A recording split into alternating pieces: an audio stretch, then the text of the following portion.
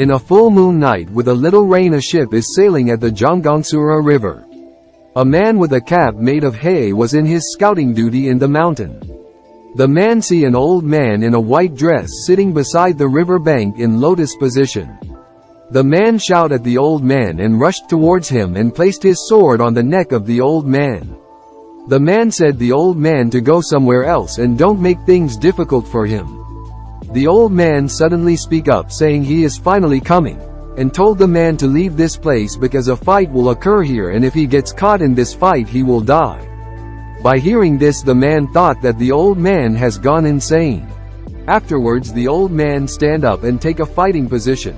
Then a huge golden color human with wings emerge from the old man's aura. At the meanwhile the ship has reached near a river bank. A muscular man with a long red hair and a sword in his hand jump from the ship and starts to walk on the water surface. As the red-haired man starts to walk towards the land, the old man shout and said his place will turn into a wasteland, and told the man standing beside him that this is the last chance, hurry and leave this place. After seeing the red-haired man, he quickly recognized him as Pagam John, Yukguk Shin. A black beast-like creature was emerging from the red-haired man's aura, and it was much bigger than the golden angel. When the old man's and red-haired man's aura clashes, a tornado occurs. The old man made the first move, BT Pagam John dodged it and launched a powerful slash towards the old man. But the old man take the attack head on and lost one of his arm to save the man beside him. Then Pagam John said to the old man, you give the arm for a man you just meet, you are going easy, and told him to show this real power. The old man said as expected, you can feel inner power, and the arm of the old man regenerated, and the old man starts to show his full power. Then the golden angel spread its wing and become bigger than the black beast. And they started to fight. After some moves the old man gives his powerful shot and shatters the ground with on sign of Pagam John. The man beside him thought Pagam John is defeated and questions himself about the identity of the old man.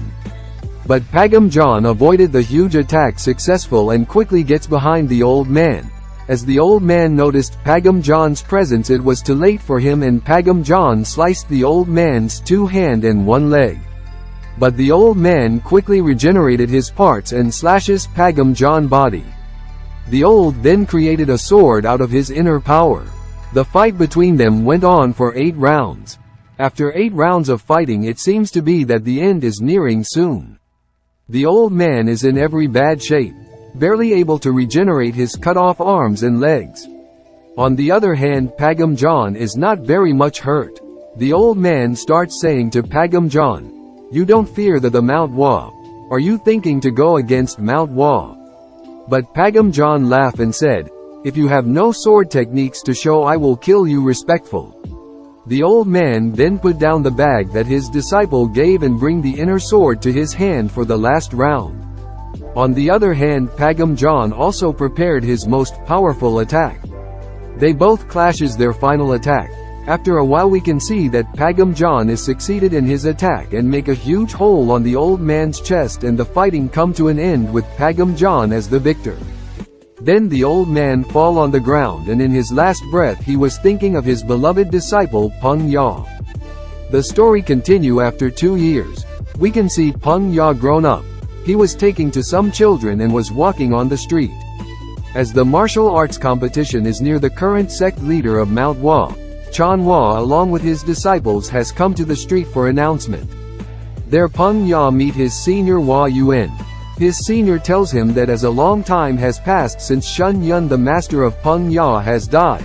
He offered Peng Ya to become a disciple of his senior master, but Peng Ya respectfully declined his offer and said that he will follow his master's path. Then they said their farewell to each other. As Hua Un was going, he tells Peng Ya that strange things occur near the entrance at night time, and also told him to be careful. Then at the night a lady with a casket come at the entrance of the Mount Hua. Afterwards we can see that Peng Ya was meditating in his room, and he felt murderous intent coming from far away.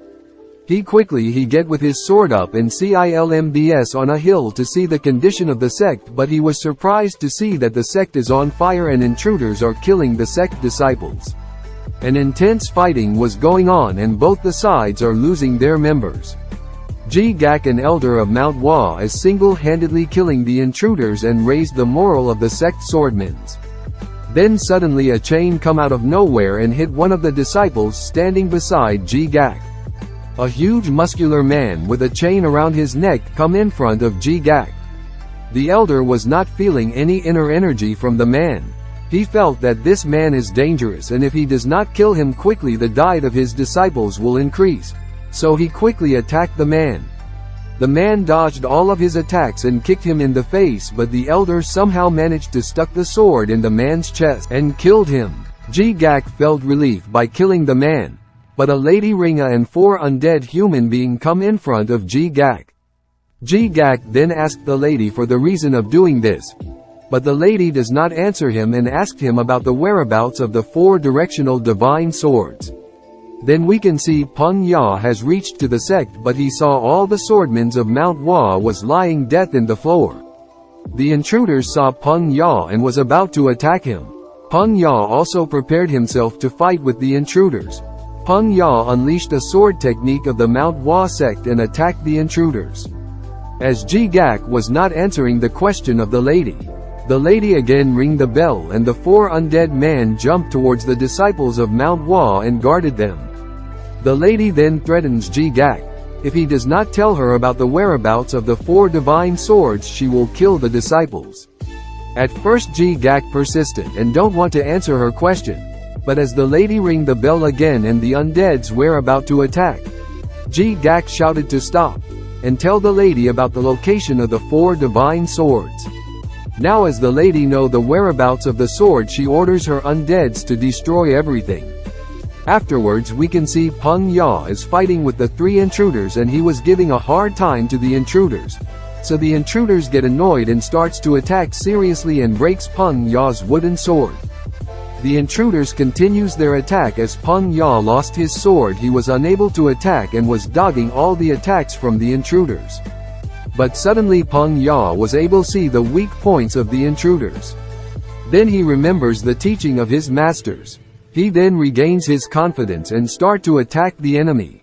He throw the broken sword at the enemy as delusion and attacked the enemy's weak points and defeated them. He then recalls that the inner power techniques that his master has taught him is very useful. As the battle was over, Peng Ya sensed immense amount of killing intent from the main hall of Mount Hwa. The lady has brought out all the 4 divine swords and collected them in one place. In the meantime the master of Mount Hwa Oh Hang has come and told the lady to leave the treasures of Mount Hwa and quickly leave. He also asked her who he gets here as this hall is protected by 1 yun. The lady answered that 1 yun didn't last 20 seconds and the elder's blood was very satisfying for her ghouls. By hearing the death of an elder, Master Oh Hang gets angry and starts his attack. The lady rang the bells and the 4 ghouls attack the master. In the meantime Peng Ya has reached the hall and saw that Master Oh Hang is fighting the ghouls. Master Oh Hang also noticed Peng Ya and told him to distracted the ghouls for a moment. As the master's word, Peng Ya run towards the ghouls and try to attack it, but he fail and gets hit by the ghoul chain. Master Oh Hang then quickly defeated the ghouls that was fighting him and rushed to attack the ghoul that was distracted by Peng Ya. He tried to attack the ghoul but the dodged and the attack fell on the wooden box. The wooden box gets broken and a sword flies from the box and land in front of Peng Ya. Peng Ya see the sword and quickly recognize it as a treasure of Mount Hwa. As Peng Ya was to touch the sword, Master Oh Hang shout not to touch it. As his inner power is low, he will die in a second if he touches it. But it was too late as Peng Ya has already take the sword in his hand. Peng Ya's eyes turns blue and his heart starts to beat faster. The lady become confused to see Peng Ya in this state. As Peng Ya stand up with the sword in his hand, his aura has turned into a big white tiger and his face has the same stripes as the tiger.